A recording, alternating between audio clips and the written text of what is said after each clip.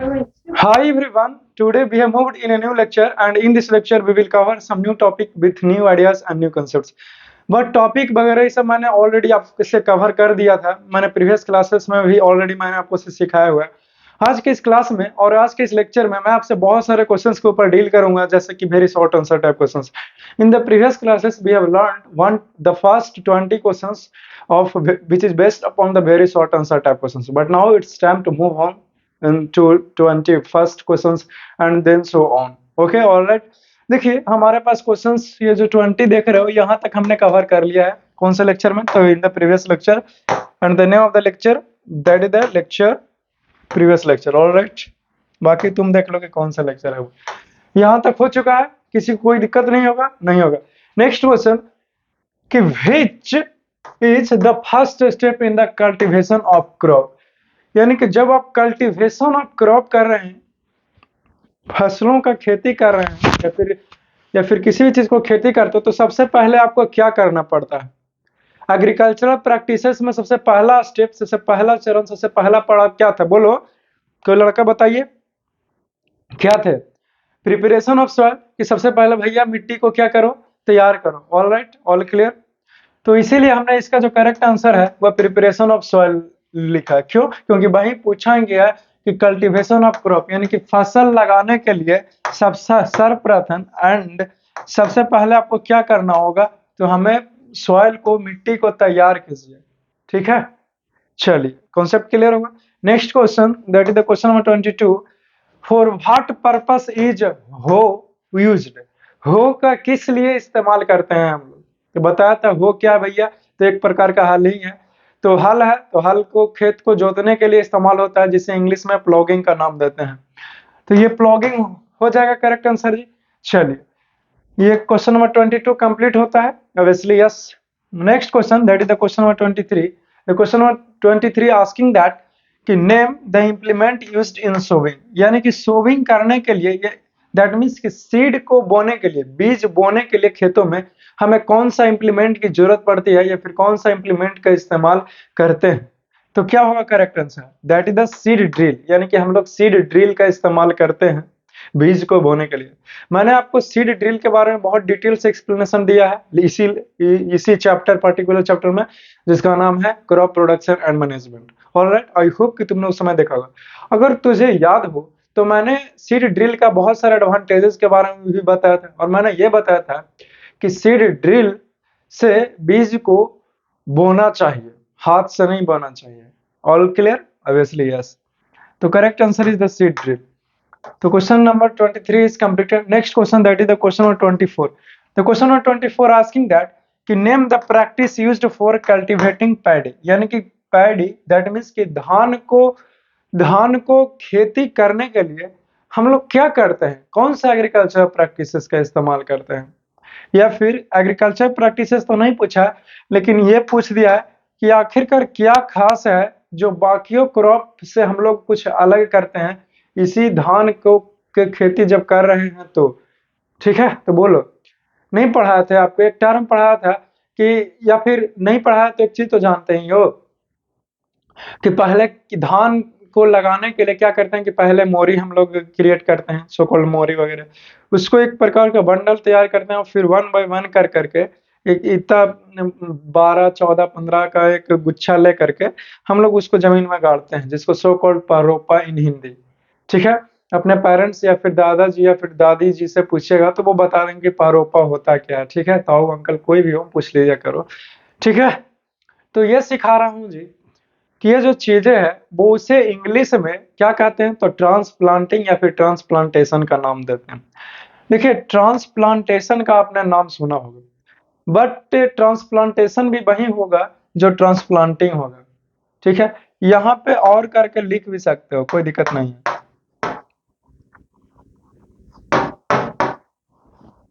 Transplantation, लेकिन हमने नहीं लिखा। क्यों? क्योंकि एक से काम चल ही रहा था, 10 वो लिखना जरूरी है, समझा खींचिए।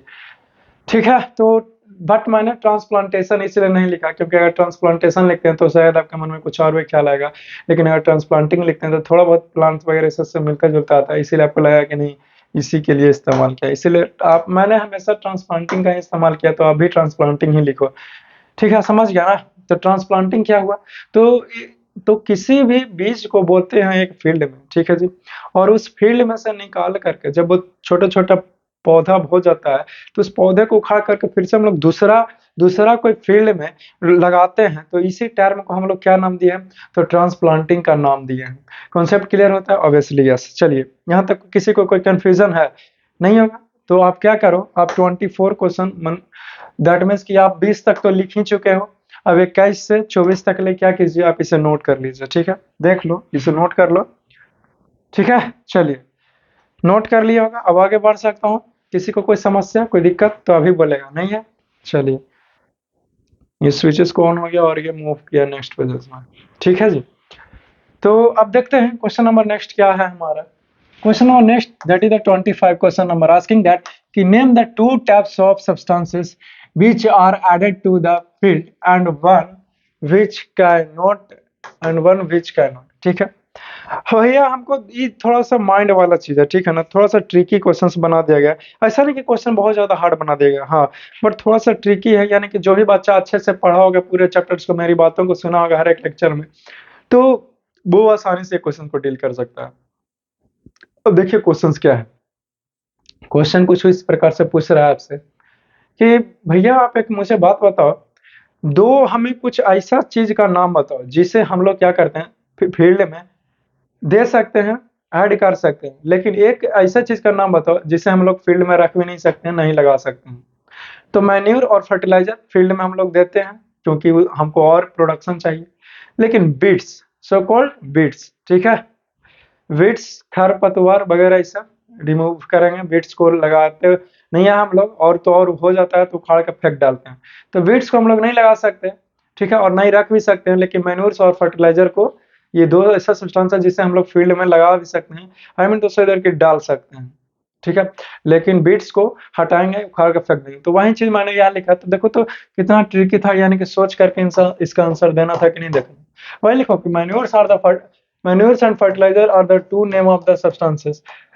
जो सब्सटेंस का दो गो नाम है, जो कौन है, मैन्योर और फर्टिलाइजर है, which should, जिसका क्या हो सकता है, which should be added to the soil, जिसको मिट्टी में हम लोग के साथ जोड़ सकते हैं, वेयर, लेकिन weeds are the another new substance, weeds कोई दूसरा तरह का सब्सटेंस है जिसको हम लोग क्या कर सकते हैं, सॉइल में ऐड नहीं कर सकते हैं, मिट्टी में लगा नहीं सकते हैं, ठीक है, क्यों? क्योंकि उसको लगाने का मतलब है कि हमारा नुकसान से है तब ना, दैट मीन्स कि हमारा जो भी क्रॉप वगैरह है वो क्या हो जाएंगे डियर, तो खराब हो जाएगा, है कि नहीं? तो समझे कीजिए, फिर खराब होने के लिए इतना मेहनत कर रहे हैं जी, बारिशों आ गई तो फसल अच्छी होनी चाहिए, तो बीट्स को हटाना जरूरी है, तो समझे कीजिए, ठीक है जी।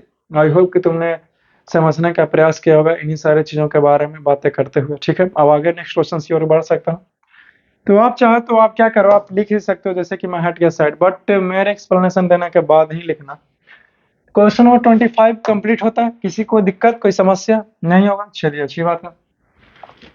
Next question, that is question number 26, asking that some grass is growing in a wheat field, what will it be known as? ठीक है, कुछ कुछ घास जो है वो गेहूं के खेत में हो रहा है, तो उसको हम लोग क्या कहेंगे? उस घास जो है, मैं रिपीट करता हूँ क्वेश्चन को, कि कुछ घास जो है वो गेहूं के खेत में हो गया, तो हम लोग क्या कहेंगे? तो वीड्स कहेंगे जी, खरपतवार कहेंगे। अरे भैया, हमने गेहूं के खेत में कहाँ से कैसे दूसरा आ गया, दूसरा चीज कैसे हो सकता है? घास को ऐसे भी तो वीड्स का नाम है, एग्जाम्पल है, घास is an examples, grass is an examples of weeds and grass is called घास इन हिंदी। ठीक है जी, मैंने बताया था ना कि name of the weeds topic में पढ़ाया हुआ ऑलरेडी, इसीलिए चाहने की कोई जरूरत नहीं है, मैंने बताया था कि name of the some weeds, इसमें ग्रास भी था और बहुत सारे चीज थे, ठीक है। तो correct answer is the beets, ठीक है। Question number 26 is completed, obviously yes.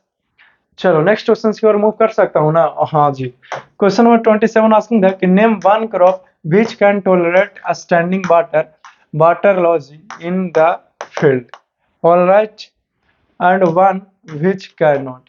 देखो ये क्वेश्चन पूछा है कि भैया आप मुझे एक ऐसा पौधा का नाम बताओ जो जो फील्ड में अच्छा खासा पानी है तो उसको सह सकता है, कोई दिक्कत नहीं है, और फिर से एक ऐसा पौधा का नाम बताओ जो खेत में अगर ढेर सारा पानी है, भर घुट्टी पानी है, तो उसको वो सह नहीं सकता है, ठीक है।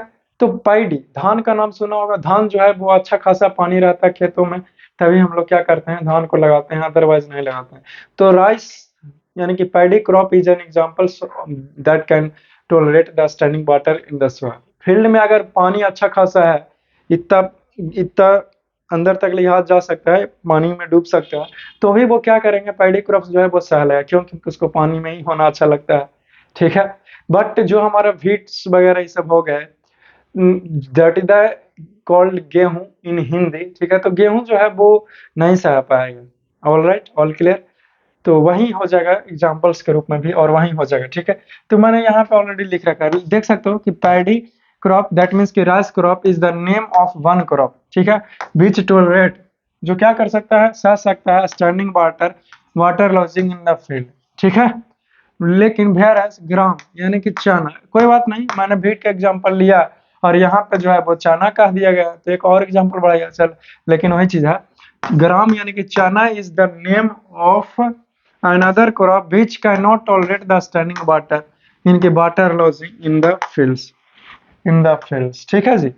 चना जो है वो स्टैंडिंग वाटर, अगर बहुत सारा पानी रहा खेतों में तो चना होगा नहीं, वो चना यूं कहूँ कि वो चना खराब हो जाएंगे, वो झेल नहीं पाएगा, ठीक है। तो आप चाहते हो कि आपका जो भी फसल्स वगैरह हो वो हेल्दी तरीके से हो, वो अच्छा हो, वो ज्यादा उत्पन्न करे, तो आपको इतनी सारी चीजों को क्या करना होगा, ख्याल रखना होगा। क्या ख्याल करना होगा? ख्याल ये करना है डियर, कि जैसे मान लीजिए, I mean to say that कि सपोज दैट फॉर एग्जाम्पल आप ग्राम लगाए, ठीक है, अगर बारिश हो गया, पानी ज्यादा हो गया फील्ड में, तो फील्ड में से पानी ऊपर से डालो।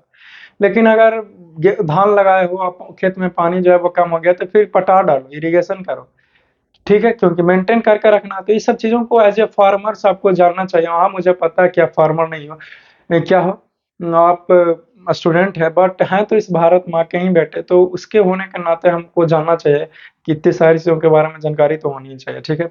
और जो भी फार्मर्स बनने का इच्छा रख रहे हो भविष्य में कि हमको बड़ा होकर के फार्मर बनना है, इसलिए पढ़ाई कर रहे हैं, तो आपको इतनी सारी चीजों के बारे में जानना चाहिए, ठीक है।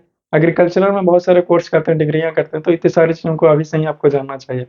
All clear, all clear. तो देखिए, ये जो कुछ जो है वो छोटी मोटी चीजें हैं और बातें हैं, जो क्या करते हैं, पढ़े लिखे जो फार्मर है वो बहुत इसका इस्तेमाल करते हैं, और फिर वो अच्छा खासा मात्रा में, अमाउंट में वो, मतलब कि क्रॉप को लगाते हैं और खूब उत्पादन करते हैं। All clear, obviously yes. But कुछ कुछ होते हैं जो अगर उनके पास जानकारी नहीं रहता, जानकारी के अभाव में क्या करते हैं कि जैसे तैसे खेती कर दिया, और फिर कहा कि भैया मेरा हुआ कहाँ, अरे कैसे होगा जी, एक पढ़ा लिखा आदमी और एक ऐसी में अंतर नहीं है तुमको, तब वो उसको पता है कि कितना मात्रा मैन्यूर्स देना चाहिए, कब इरिगेशन करना चाहिए, कब इसका बीट्स को रिमूव करना चाहिए। बट आपको पता है नहीं, ऐसे ही लगा दिए, बून दिए बिच्चा, सोच रहे हो कि फसल लग जाए। ऐसे थोड़ी होता है, हर एक चीज का मेंटेनेंस होता है कि नहीं। जैसे कि आप कार ले रहे हो, चाहे फिर आप यूं कहूँ कि आप बाइक ही ले रहे हो, तो उसको मेंटेनेंस खर्चा है, होता है कि नहीं होता, ऑब्वियसली होता है मेंटेनेंस खर्चा। तो मेंटेनेंस कौन करेगा? तुम्हारा दोस्त करेगा जो बगल में बैठ करके मुस्कुरा रहा है, अभी भी तो वही कर रहे हो, ठीक है। तो ऐसा नहीं होता है। तो वही हाल है, आप बीज वगैरह सब लगा दिए, तो क्या करना होगा, आपका मेंटेनेंस करना पड़ेगा, देखना, ख्याल करना पड़ेगा कि कब इसको पानी चाहिए, कब बीट्स को हटाएं, ये सब बहुत सारी चीजें, ठीक है।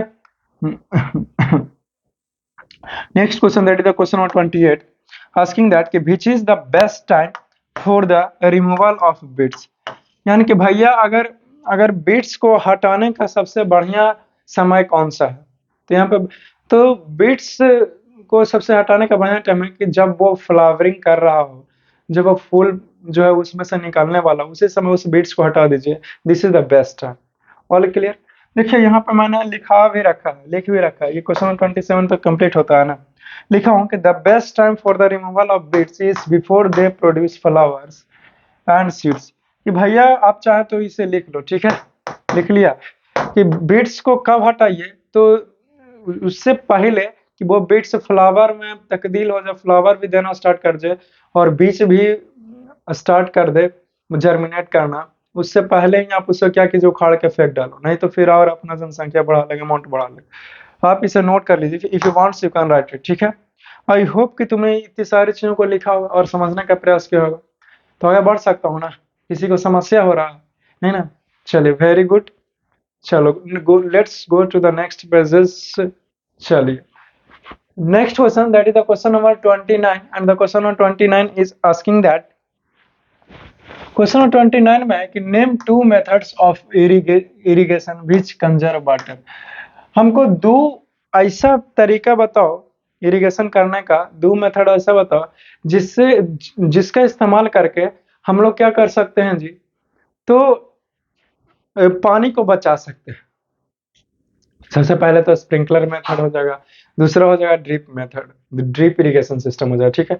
अब कोई लड़का ये पूछे कि दोनों में से कौन बेस्ट है, तो दोनों में से ड्रिप इरिगेशन सिस्टम बेस्ट है, ठीक है। क्यों बेस्ट है? क्योंकि मैंने आपको ऑलरेडी टॉपिक में पढ़ा रखा है क्यों बेस्ट है, इसीलिए ज्यादा डिस्कशन यहाँ पे नहीं करने वाला हूँ, ठीक है। लेकिन फिर ही आपको बता देता हूँ, ऐसा इसलिए क्योंकि ड्रिप में ड्रॉप बाय ड्रॉप करके पानी डालते हैं, वही डायरेक्ट जड़ के पास। लेकिन स्प्रिंकलर मेथड में क्या होता है, हम लोग जो वाटर है वो चारों ओर इस प्रकार से छिड़काव करते हैं, इधर भी इधर भी इधर भी इधर भी। तो इसके कारण क्या होता है कि जड़ के पास तो जाता ही है वाटर, उसके साथ साथ पत्ते के ऊपर भी चला जाता है और एयर में भी ऑब्जर्व हो गया, तो वो कहीं ना कहीं पानी का वेस्टेज नहीं होता है हमारा, ठीक है। तो समझ गया ना कौन दो गो है ऐसा मेथड है जो क्या कर सकता है, तो बचा सकता है। क्या बचाएगा? पानी को बचाएगा। तो ये दोनों मेथड का इस्तेमाल कीजिए। अब मॉडर्न इरिगेशन मेथड्स भी यही है, sprinkler system and that is the drip irrigation system. All clear? Obviously yes. चलिए, next question, that is the question number 13 जो है वो fill in the blanks with suitable words, ठीक है। क्वेश्चन नंबर आप जो नीचे देखे होगा वो fill in the blanks, fill in the blanks के ऊपर बेस्ड है, यानी कि खाली स्थानों को भरना है। देखिए, आप ये फिल इन द ब्लैंक्स आपसे तभी तभी बन सकते हैं जब आपने चैप्टर्स को बहुत अच्छे तरीके से पढ़ा हो, या फिर जिसने भी पढ़ा है वो बहुत अच्छे तरीके से पढ़ा है, और सिर्फ पढ़ा ही नहीं, आपको बहुत सारे एक्सप्लेनेशन दिया, और हाँ इतना ही नहीं, आप भी अच्छे से पढ़ो और सीखे भी। एक्सक्यूज मी, मुझे बहुत नींद आ रहा है, ठीक है, कोई बात नहीं। Now listen to me. Question number A जो है वो, ये तो 29 जो है वो कंप्लीट होती है, if you wants you can write it, ठीक है। नाउ लिसन टू मी।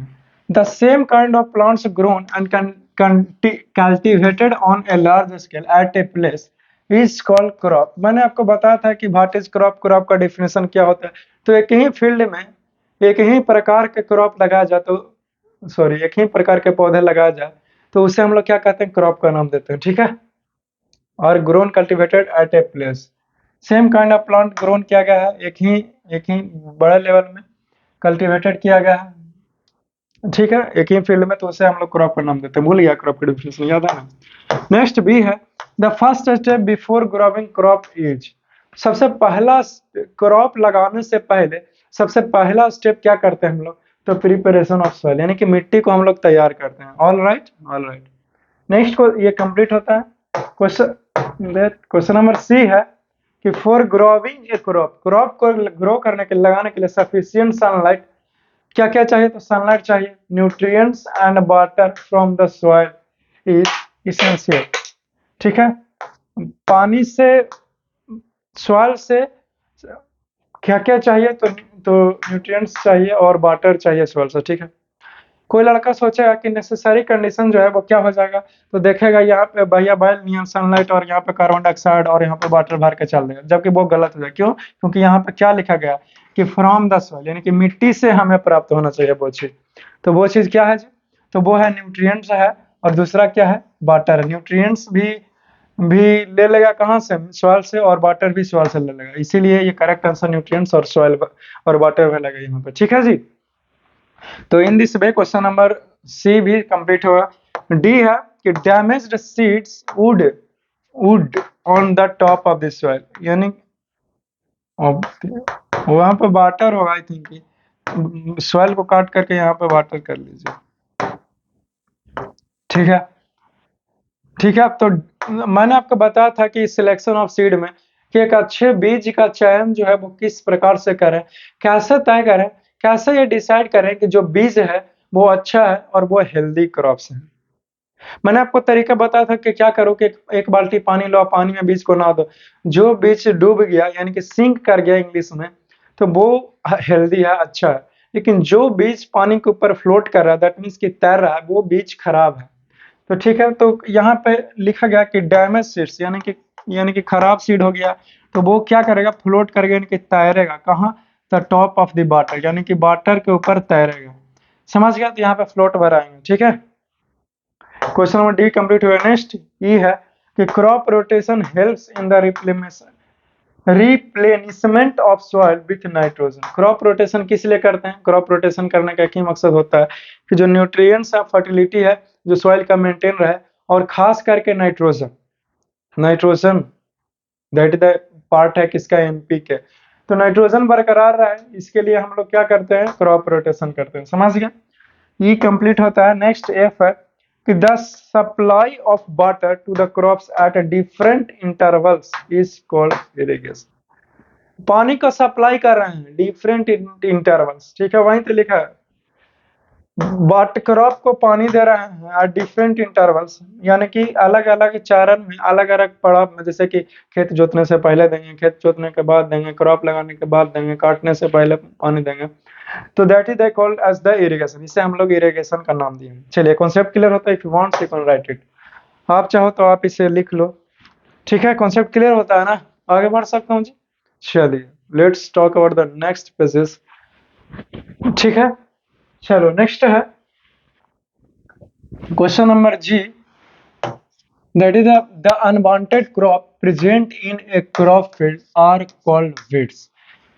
ठीक है, अनवांटेड क्रॉप्स को ही बीट्स कहते हैं। मैंने आपको पढ़ा था कि व्हाट इज बीट्स, बीट्स क्या होता है। तो खरपतवार, घास वगैरह ये सब हो जाता है अपने से। मैंने लगाया है राइस का पौधा, मैंने लगाया है गेहूं का पौधा, और उसके साथ ऑटोमेटिकली बिना कुछ किए हुए अपने से ये उग गया है, ये तो उसको बीट्स का नाम देते हैं, ठीक है। तो that is called as the weeds, unwanted crop को बीट्स का नाम दिया।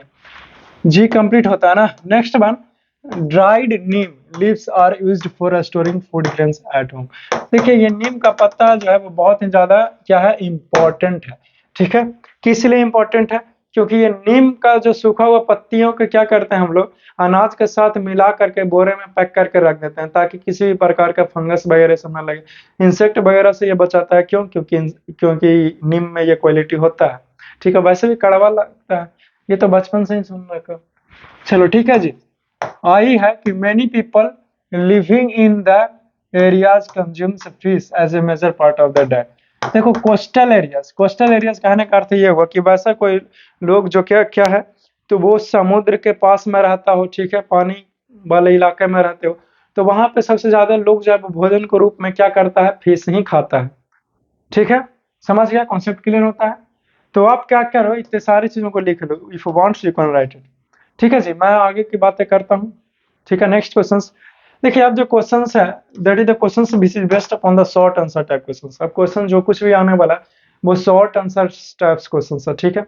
अब वेरी शॉर्ट आंसर क्वेश्चन जो था वो कंप्लीट हो गया, और वो जो क्वेश्चन था वो यहीं तक था। अब शॉर्ट आंसर क्वेश्चंस के ऊपर मैं डिस्कशन करने वाला हूँ। तो so let us see question number 31 का ए है कि भाई is it necessary to dry the harvested food grains before storage. पूछा है क्वेश्चन कि हम लोग क्रॉप को काट लिए ना, हार्वेस्ट को काट लिए, ठीक है, हार्वेस्ट कर लिए क्रॉप को, तो उसको क्या करें, हार्वेस्टेड फूड ग्रेन्स को हार्वेस्ट कर लिया क्रॉप को, फिर उसको थ्रेसिंग करके हम लोग फूड ग्रेन्स अनाज प्राप्त करते हैं, जैसे हो गया गेहूं वगैरह, सब हो गया, राइस वगैरह, चावल वगैरह हो गया। तो प्रश्न आपसे ये पूछा है डियर कि बताओ मुझे कि उसको हम लोग ड्राई, सुखा करके क्यों हम लोग कंटेनर में पैक करके रखेंगे, गीला क्यों नहीं रखेंगे, ये प्रश्न है।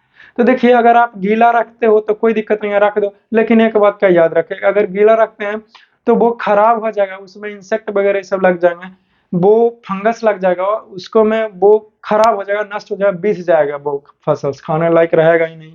क्या? फूड ग्रेन्स, ठीक है। फसल तो ऑलरेडी काट के ग्रेन्स निकाल ही लिया उससे, तो अब क्या फसल बोल रहा, ठीक है जी। तो तुम चाहते हो कि हमारा जो चीज है, हमारा जो फूड ग्रेन्स है, उतना मेहनत किए 5 महीना, 6 महीना, 4 महीना, तो वो अच्छे से रहे, तो इसीलिए उसको सुखा दिया जाता है धूप में, ताकि किसी प्रकार का नमी नहीं रहे, क्योंकि पानी जहां भी रहेगा वहां पे सड़ना गलना स्टार्ट हो जाएगा, ठीक है। तो इस वही चीज मैंने यहाँ भी लिखा है, देख सकते हो। सिंस वी नो दैट, हम लोग जानते हैं कि the higher moisture content in food grains promotes the growth of fungus, यानी कि अगर अगर अनाज में क्या रहा, तो वो क्या बोलते हैं, मॉइस्चर रहे, नमी रहे, हल्का सा गीलापन रहा, तो वो जो है वो फंगिसाइड्स यानी कि फंगस उसमें लग जाएंगे, ठीक है। एंड मोल्ड्स, ठीक है, मोल्ड्स भी वहीं हुआ, फंगस का ही रूप है, जैसे मशरूम वगैरह सब कैसे वैसे। ऑन द स्टोर्ड ग्रेन्स, जिस जो आपने अनाज को रखा है जमा करके उसमें, विच डैमेज देम, जो उसको डैमेज कर सकता है। सो दैट्स वाई, इसीलिए नेसेसरी है ड्राई हार्वेस्टेड फूड, इसीलिए जरूरी है कि जो भी हमारे पास फूड ग्रेन्स है, अनाज है, उसको सुखा करके धूप में रखने के बाद ही हम उसको कंटेनर में पैक करके रखें। Concept clear? Obviously yes. आप क्या करो, आप इतनी सारी चीजों को लिख लो, ठीक है। तो ये 31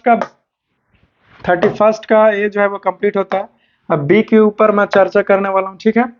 तो what are the two ways in which farmers store food grains, दो तरीका ऐसा ऐसा बात बताओ जिसमें जिसका इस्तेमाल किया जाता है किसान भाइयों के द्वारा, किस चीज के लिए, तो अनाज को क्या करने के लिए, जमा करने के लिए, रखने के लिए। तो पहला तो हो गया जूट वाला बोरा, जिसको इंग्लिश में क्या बोलते हैं, गनी बैग्स। और दूसरा क्या हो जाएगा, इन ग्रेन सिलोस। ग्रेन सिलोस जो है वो क्या होता है, तो एक स्टील के बड़े बड़े कंटेनर होते हैं, ठीक है। जैसे कि आप स्टील के बक्सा वगैरह से देखो, पेटी वगैरह, ट्रंक वगैरह से ना सुने, तो वैसा ही कुछ होता है, लेकिन बहुत बड़े होते हैं, कई टन एक ही बार में आ जाएगा उसको में, ठीक है। तो सिलोस में, ग्रेन सिलोस नाम है ये, जो एक क्या है, एक प्रकार का स्टील का कंटेनर है जिसमें चावल को रखा जाता है, ठीक है। चावल का नहीं, कोई भी क्रॉप्स को जमा करके रख सकते हो। या फिर गनी बैग्स यानी कि जूट वाला बोरा में भी रख सकते हो। तो क्वेश्चन नंबर बी जो है वो क्या होता है, वो कंप्लीट होता है। तो आप क्या करो, आप इतनी सारी चीजों को लिख लेगा, ठीक है। आई होप कि तुमने इसे लिखा होगा और समझने का प्रयास किया होगा। तो आगे बढ़ सकता हूँ नेक्स्ट क्वेश्चन की ओर, ठीक है, बढ़ जाए। चलिए next question, that is the question number 32, ठीक है जी। तो देखिए क्वेश्चन नंबर 32 क्या है, out of which drip irrigation system, out of drip irrigation system सही है, and a sprinkler system of irrigation which one is more suitable, किसके लिए, तो फॉर अनइवन लैंड, तो स्प्रिंकलर सिस्टम जो है वो इसके लिए बेस्ट है। और सैंडी सॉइल के लिए किस कौन सा होगा भैया, तो स्प्रिंकलर सिस्टम है। फॉर वाटरिंग फ्रूट, यानी कि अगर अगर फल फ्रूट्स को सिंचाई कर रहे हैं तो उसके लिए ड्रिप इरिगेशन सिस्टम ठीक है। और where available of water, WATER हो जाएगा, वाटर इज पुअर, जहाँ पे पानी की कमी है, स्कर्सिटी ऑफ वाटर है, वहां पे भी हम लोग ड्रिप इरिगेशन सिस्टम को इस्तेमाल करते हैं। क्यों भैया, ऐसा इसलिए क्योंकि ये ड्रिप इरिगेशन सिस्टम जो है वो काफी हद तक पानी को बचा देता है, ठीक है। तो आई होप कि तुमने चीजों को समझने का प्रयास किया होगा, जो कुछ भी मैंने आपसे शेयर किया है। तो देखो, अनइवन लैंड का मतलब हुआ कि नॉर्मल जमीन वगैरह सब हो गया, ठीक है। तो उसको हम लोग क्या करेंगे, उसको भिगाने के लिए स्प्रिंकलर सिस्टम का फुहारा वगैरह से पानी कर देंगे सॉइल पर, ठीक है। सैंडी सॉइल में स्प्रिंकलर सिस्टम का इस्तेमाल कर लिया करते हैं। तो बाकी का क्या है का एक्सप्लेनेशन दिया, ठीक है। तो आई होप कि इस लेक्चर में जो कुछ भी मैंने आपसे बताने का प्रयास किया होगा, आप क्या किए हैं, आप उसे अच्छे तरीके से, उससे ध्यान लगा करके, मन लगा कर सीखने का प्रयास किया होगा, और तुमने इसे लिखा भी होगा, ठीक है डियर। अगर अच्छे से पढ़िए, आपके पास बुक्स वगैरह है, तो उसमें अगर लिखा हुआ है क्रॉप प्रोडक्शन एंड मैनेजमेंट, तो उस चैप्टर को रीडिंग दिया करो और मिलाओ कि सर ने क्या क्या टॉपिक जो है वो पढ़ाया है और क्या क्या टॉपिक जो है वो नहीं पढ़ाया है। अगर लगता है कि इस टॉपिक को नहीं डील किए हैं, तो आप मेरे पास को मैसेज करो, मेरे पास कमेंट करो, चैट सेक्शन आपके लिए ओपन कर दिया हूं मैं, जैसे मेरा दिल हमेशा ओपन रहता है लोगों के लिए। तो मैं क्या करूंगा, मेरे जो शॉर्ट टॉपिक जिस पे अपलोड करता हूँ, मेरा मेरा कोई और channel, that is the study break zone, मेरे चैनल के अबाउट सेक्शन में जाइएगा ना, तो वहाँ पे इंस्टाग्राम, फेसबुक वगैरह ये सब, और मेरे 2 अदर चैनल, साइंस रिकवरी और स्टडी ब्रेक जोन, ये सारे चैनल्स जो भी मेरे हैं वहाँ पे उपलब्ध हैं मेरे चैनल के अबाउट सेक्शन में। तो आप वहाँ पे जाइए और एक बार जरूर चेकआउट करो। तो मैं स्टडी ब्रेक जोन के ऊपर ही वीडियोस को अपलोड कर दूंगा। अगर आपके माइंड में कोई टॉपिक चल रहा हो कि सर ये टॉपिक नहीं हुआ है, आप मुझे बताइए, ठीक है। तो आई होप कि तुम चेक करेगा और तुम क्या करोगे, तुम उसे खोजने का प्रयास करोगे बुक्स में कि हर एक टॉपिक को मैं यहाँ पे डील किया हूँ ना। क्यों, क्योंकि भैया जो क्लास है वो 8 का क्लास को मैं पढ़ा रहा हूँ, और हो सकता है कि आपके स्कूल में कोई और बुक चलता है, समोसे लाल का स्कूल में कोई और चलेगा, मेरे स्कूल में कोई और चलेगा, तो मिस हो गया होगा। बट मुझे लगता है कि मैंने हर एक टॉपिक को डील किया, ठीक है? अगर आपको लगता है कि छूटा है तो मैसेज करो और फिर मैं आपका प्रॉब्लम्स को सॉल्व करने के लिए रेडी हूँ, ठीक है डियर? तो बहुत सारी बातें करूँगा, लेकिन कब बातें करूँगा जी? तो नेक्स्ट क्लास में करूँगा, ठीक है? और कैसे करूँगा? तो कुछ नेक्स्ट अंदाज़ में करूँगा। तब तक के लिए मैं चाहता हूँ कि आप मुस्कुराते रहो, हँसते रहो अपने दोस्तों के बीच में और किसी भी तरह का टेंशन मत लेना, ठीक है? और so um, so love you all, see you soon in the next classes and happy Holi. So रंगों का त्योहार है, इसमें हमें घुल जाना है, रंगीन हो जाना है, अंदर से भी और बाहर से भी, ठीक है? So love you all, see you soon and take care.